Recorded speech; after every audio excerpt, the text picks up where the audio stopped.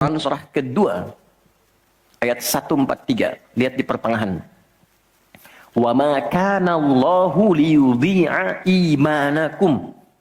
Jika ada hamba siapapun menunaikan salat, aku nggak akan sia-siakan salat yang dilakukan dengan imannya itu. Maksudnya apa?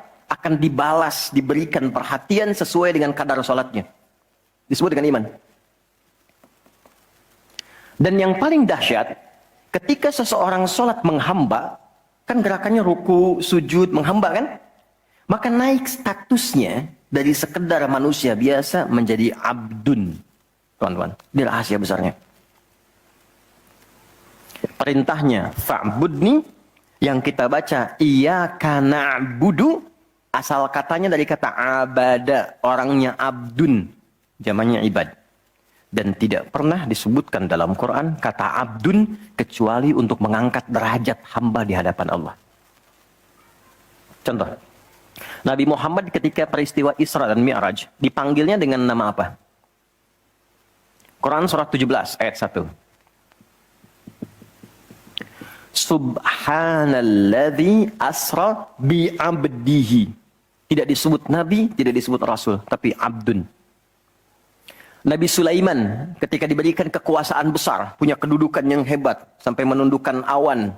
Ya, sebelum Songgoku, Songgohan punya awan kinton, Nabi Sulaiman sudah punya duluan. Suzuki Yatanabe tahun 96 kan, bikin komiknya. Saya nggak terlalu baca itu atau tonton, tapi saya tahu. Itu awan ditundukkan, angin bolak-balik. Ketika mendapatkan kedudukan itu, sifat yang disebutkan abdun, bukan Nabi, bukan Rasul. Quran surah 38 ayat 30. Wa wahabna li Dawuda Sulaiman ni'mal abdu. Oke, Nabi Zakaria alaihissalam ketika akan diangkat statusnya dari suami menjadi ayah dan sudah berharap tinggi, dikabulkan, naik status, diberikan anugerah, disebutnya dengan abdun. Quran surah 19 di ayat yang kedua. Dzikra rahmati rabbika abdahu Zakaria. Nabi Nuh diangkat status memimpin kelompok generasi manusia setelah Nabi Adam, naik ke kapal jadi pemimpin besar. Begitu diangkat, yang disebut statusnya abdun. Quran surah 17 ayat 3. Innahu kana abdan syakura. Kenapa disebutkan abdun? Abdun itu sifat penghambaan.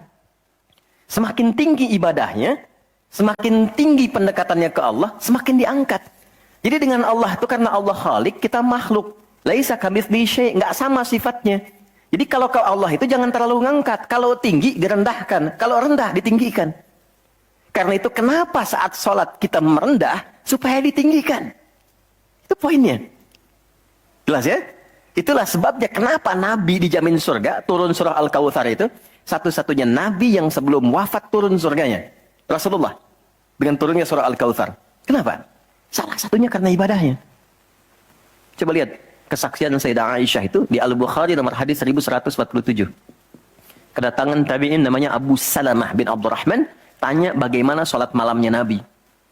Kata Sayyidah Aisyah, jangan ditanya panjang dan khusyuknya, panjang dan bagusnya.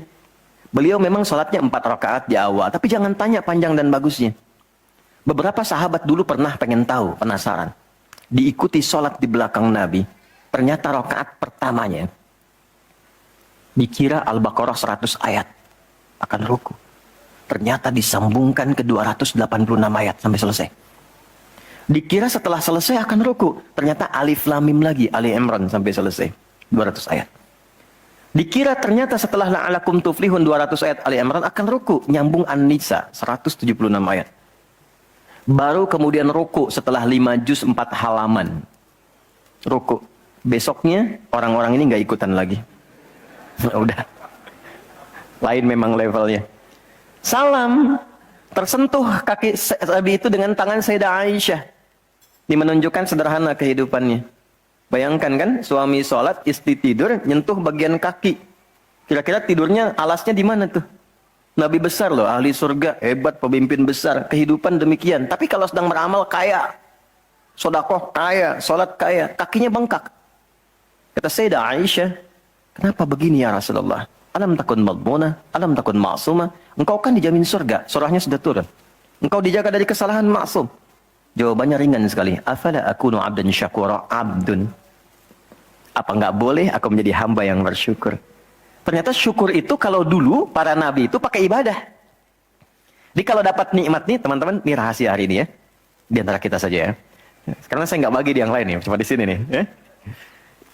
Para nabi itu, kalau mereka dapat nikmat apapun, itu yang dilakukan syukur. Dan syukurnya lewat ibadah. Contoh, biasa kan suka hadir ulang tahun ya. Masuk ulang tahun kesekian. Nabi tiba-tiba hari Senin puasa. Ditanya oleh sahabat, ya Rasulullah kenapa puasa? Kata Nabi, ini hari lahirku. Jadi mensyukuri nikmat kelahiran dari waktu yang telah berjalan, itu pakai ibadah. Begitu dapat anugerah surga, turun Al-Kautsar, malah diminta ibadah oleh Allah. Inna a'tainakal. Setelah itu apa? Fasholli li rabbika. Tingkatkan sholat, tambahkan amal lewat harta. Jadi jaminan surga itu bukan menghentikan amal soleh. Anda sukses dengan pekerjaan, bukan berarti menjadikan hubungan Anda terputus dengan Allah. Yang paling aneh kan Allah udah ngasih rezeki banyak, kok dipakai maksiat hasilnya? Allah kasih Anda minta, Allah kasih. Tapi begitu dikasih, kenapa dipakai untuk mabuk? Kenapa dipakai untuk maksiat? Kenapa dipakai untuk membeli sesuatu yang Allah nggak sukai? Kan ada perjuangan mendapatkan itu. Makanya dibalik caranya, ketika Anda menghamba, menunduk, Allah mengangkat. Tapi kalau Anda mengangkat, Allah turunkan serendah-rendahnya. Jadi rumus pertama. Jadi ternyata ketika kita diminta menghamba dalam sholat, itu adalah jembatan pertama bagi Allah untuk mengangkat kita dengan derajat tertinggi. Paham? Oke, satu. Jadi kalau ke anak-anak begini kalau tanya, Mah kenapa sih harus sholat? Supaya kamu jadi hebat. Gitu. Kok bisa? Lihat Umar. Sebelum sholat. Orang biasa. Kerjanya begini. Cuman jalan-jalan. Mabuk dan sebagainya. Tapi setelah sholat. Dia jadi pemimpin yang sangat hebat. Dia hafal sekian bahasa. Dia dirikan sekolah-sekolah. Pemikirannya hebat. Tangguh orangnya. Di mana-mana dikagumi. Itu. Kalau ada karyawan Anda bertanya, kenapa Pak harus sholat? Supaya kita makin sukses proyeknya. Makin banyak omsetnya. Coba lihat Abdurrahman bin Auf. Bukankah sebelum dia sholat dia kaya tapi biasa, malah hilang kekayaannya. Tapi setelah dia sholat dan dia praktekkan makna-makna dalam sholat, meningkat level kekayaannya sampai yang ketiga tertinggi. Dari kaya banget, kebangetan kayanya. Tuh, kapaknya terbuat dari emas kan? Abdurrahman bin Auf. Itu setelah sholat. Itu viral sekali kisahnya. Ya? Ya, jadi ini bagian pertama.